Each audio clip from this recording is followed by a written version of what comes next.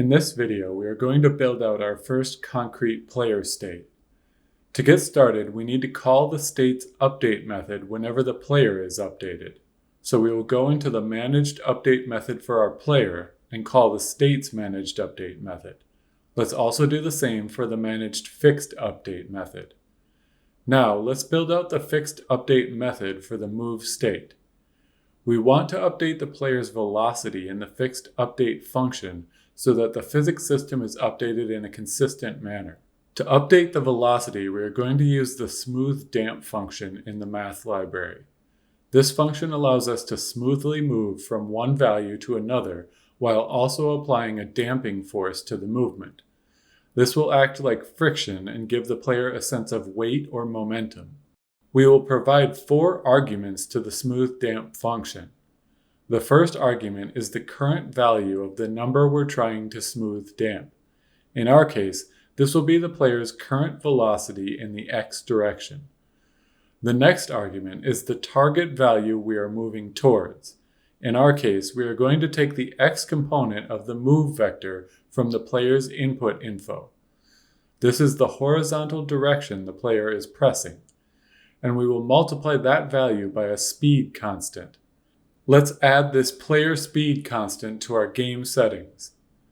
We can add a space attribute to the class to help organize things in the inspector, and then we'll define a float called runSpeed. Now we'll use this variable to complete the target velocity for the smooth damp. This next argument can be a bit tricky to understand at first. We need to give the smooth damp function a variable that it can use to keep track of what the current damped velocity is. This is because the function is trying to move between our current velocity and our target velocity, but this is going to take more than one frame, so it needs a way to keep track of its progress. We will define a protected float in our player state class that is called VelocityXDamped, so that each child state will have access to this variable. We don't need to set this variable or update it. We simply need to provide the smooth damp function a reference to this variable as its third argument. For our last argument, we will define another new constant in our game settings. This variable will determine how quickly the smooth damp tries to reach its target. If we have a long smooth time, then it will take a long time to move towards the target. If we use a very short smooth time, then it will almost instantly reach its target. This would feel like a very strong damping force.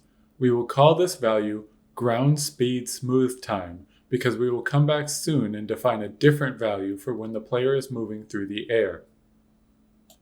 This completes our smooth damp function. The last thing we need to do is apply the new velocity we've just calculated to our player's rigid body using the method we set up in the last video. We can now press play and test out what we've got so far. You should be able to move the player around. This is the very beginning of the move state functionality. Next, we're going to make sure the player faces in the correct direction while moving. Open up the player script again so we can add some more properties and methods related to the orientation of the player. We will add a float property called facing that returns just the x component of the transform's local scale. Next, we will add a vector3 property that returns the full local scale vector. Now, just like we did with the position and velocity, we will define a method to set the player's facing value. This method will take in a single float representing the direction we want the player to face, and then we will update the x component of the transform's local scale using this value, keeping the other components constant. Applying a scale of -1 to the x component will flip the player's sprite so it faces to the left. Applying a value of 1 will simply leave the sprite facing to the right. We're now going to define a function that will check every frame whether the player's facing value needs to be updated. We will check what direction the player is currently facing and then see if its velocity is in the same direction.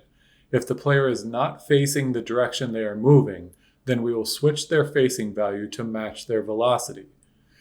There's one small detail we need to address because we are relying on the built-in physics collision system to move our player after we set its velocity. The player will often move a very tiny amount just because a collision is being resolved. We do not want the player's sprite to erratically switch its direction over and over along with these small changes in velocity. So we're going to define a minimum speed value in our settings script, and then only change the player's facing value if they are moving faster than this minimum speed.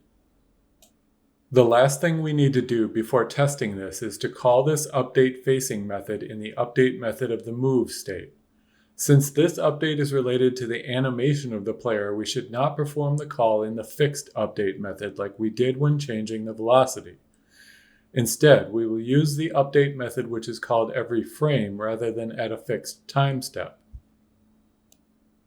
Now, let's go ahead and test this out. Press play and move your player around the stage to make sure that they face the correct direction. Also, double check to make sure you don't get the erratic changes we added the minimum speed to avoid. You might even want to go back later and see what happens if you use 0 instead of the minimum speed for the update facing check.